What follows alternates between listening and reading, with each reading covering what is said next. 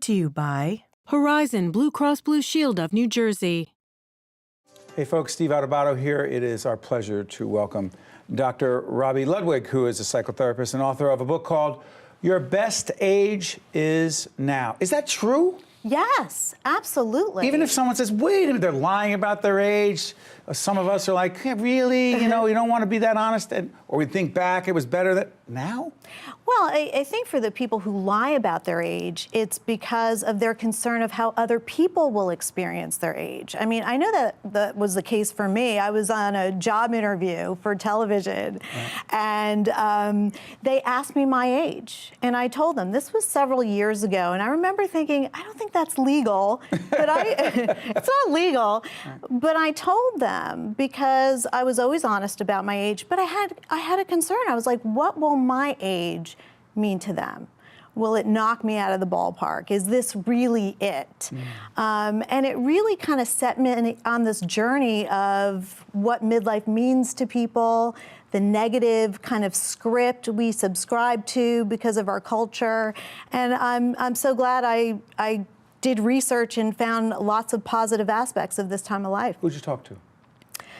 Well, for my book, I talked to Suzanne Summers, I talked to Kathy Lee Gifford, I talked to Hoda Kotb, I talked to Joan London, Kate White, all these amazing women who had a lot of wise, sage information to share about what it's like to arrive at midlife, some of the concerns they had.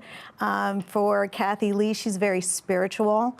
So she talked about how her spiritualism really opened up seeing the world in a different way and finding meaning in a different way, which we know if you find meaning, that's where your mental health comes from. That's where your physical health comes from. But we live in a culture that tells us that youth is where it's at. We have an over-idealization of youth. And Misplaced? So it is misplaced. It is. I mean, I think there's a fantasy subscribed to that if you're young, then you have a lot of possibilities ahead of you. But hold on, before we go any further, why wouldn't we want to tell younger people that? Well, we should. But does that, by the zero-sum mentality, there's only so much to go around, therefore there's not much for those who are of a certain age? That's the problem. So once you leave youth, whenever that time is, the message is, it's over for you. It's a time of loss. It's about what you're losing. You're losing your looks. You're losing your mind. You're losing people being interested in you. You're losing your, dare I say, in this business of television, which clearly has nothing to do with your ego. Yeah. That's a joke. Right. You're losing your relevance. Right. People won't notice you. Fear? We're losing our sense of being relevant in the world? Yes, and I was talking to this Harvard psychologist, and I said, well, what about when people tell you they stop being recognized, they stop being noticed, and they feel irrelevant? And she said, Robi, that's true of everybody.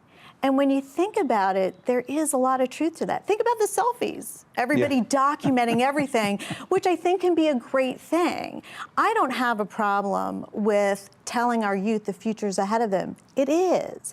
What I do have a problem with is telling people who are at midlife and beyond that there isn't that same future. Because of science, midlife is really a new time of life. And if we give up on ourselves, which is really the message, then we're wasting this time of life where we're wise, we're more confident in many ways, we know ourselves better, we can handle conflict better, we can read people better. We see the positive side of life because of the changes going on in our brain, and all of this information was really nowhere to be found. And I wanted people to have this information in a book so they could say, oh my gosh, I'm not decompensating at 45 and beyond. There really is a lot of positive things going on for me, and I want to use that to my advantage. So, Robi, let me ask you this. How does what you are saying in the research in this book comport with the whole concept of retiring at whatever age? Because you're talking about the opposite. You're talking about new possibilities, new opportunities, and someone saying, well, I'm thinking I want to pack it in and stop working at 64 or whatever that number is. And you're saying, wait a minute, you're going to our life expectancy is much longer. Like, what are you going to do? Right. And there was a new study that came out saying that people who retired early ended up not living as long. Listen, if somebody says to me their goal is to retire early, fine. You know, some people want to do that, and then they find a second life of doing something else. But do you say, and do what? Does it matter, and do what? Like, say someone says, I'm just going to do nothing. Does that matter? Or yes, that would matter in my private practice. I would say that's not healthy, because people at midlife and beyond really need to find their purpose, really need to do something that they feel is meaningful for their life in order to feel fulfilled, in order to feel happy, and in order to be healthy. So if someone wants to retire and do something artistically, great. Travel the world, fine. But the economic truth is most of us are not going to be able to do that. And so I think it's really important for corporations to understand, let's not get rid of our older people so fast. What's all the mandatory? I know of some companies there's mandatory retirement at 65 years old. Right. Because I think there's something called salaryism. And also, older workers or people in midlife have to bring their best game. They need to bring their A game, because there is this judgment. If you're earning a lot of money and maybe you've gotten a little comfortable, the two is not a, the two combined together is not a winning combination. I want some of the specific, tangible advice that you offer that I really like here. React to some of this. How about letting go of stress to create a more balanced life? How? Yeah, well, meditate, exercise. Think about what you're saying to yourself. We really need to edit what we're saying so that if we get overwhelmed, we need to stop and think about the thoughts that we're having. How realistic are they? Are we treating ourselves well? Are we eating right? All of these things really do matter in terms of how good we feel about ourselves. And really about stress management, are you turning to friends? That's what I talk about. We really need to reboot during midlife, and midlife is very similar to adolescence, where it's a stop and pause moment. We want to figure out who we are. And so it's really the time to think about what's good for me, and to pose those questions for yourself so that you're alive and energetic. Listening to music is wonderful. Think about what your younger self would say to your older self, all really important. Adolescents turn to their friends in order to reduce their stress level. That's something adults sometimes forget, the power of touch, the power of friendship, the power of spirituality. All of these things reduce our stress level. How about looking at our love life and our relationships? There's a lot of misconceptions when it comes to relationships, especially for women and men.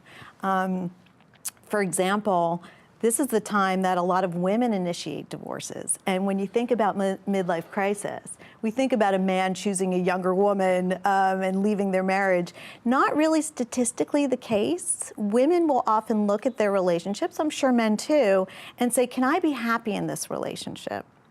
And if the answer is no, then they often feel like they have enough life ahead of them to make a different choice. Not necessarily what I recommend, but relationships make us feel gratified to love and be loved in the right way. And if you're not getting it, if and you're haven't not gotten it for a long time, yeah, then explore it with a professional, because it's a very complicated process. Stop there and someone says, hey, it's just the way it is, leave it alone.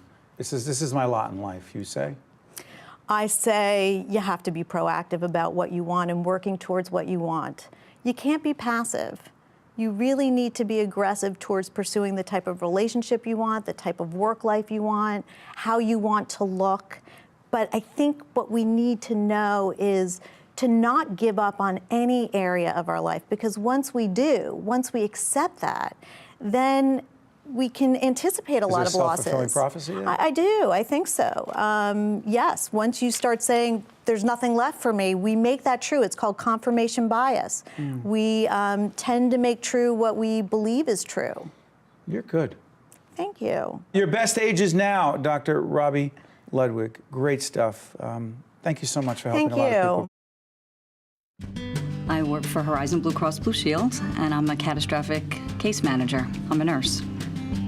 I feel a sense of responsibility to each and every member that I speak with on the phone. I know where they live, I know their towns, I know the hospitals they go to. A lot of times I know their physicians, and I love helping people at very difficult times of their lives.